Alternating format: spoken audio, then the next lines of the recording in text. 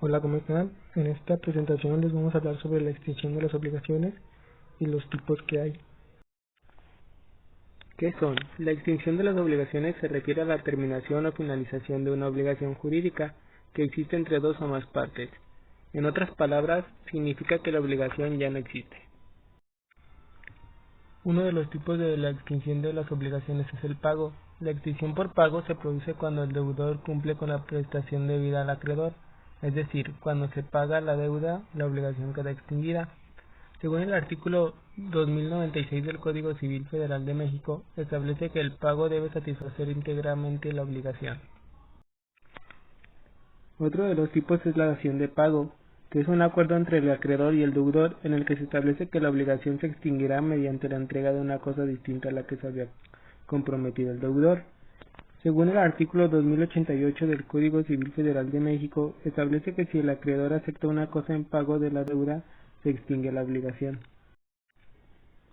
Otro de los tipos es la conclusión, que se refiere al cumplimiento total de las obligaciones por parte de ambas partes, sin que existan pendientes ni obligaciones adicionales derivadas del contrato. Cuando ambas partes han realizado lo acordado y no queda ninguna prestación pendiente, la obligación se considera extinguida por conclusión.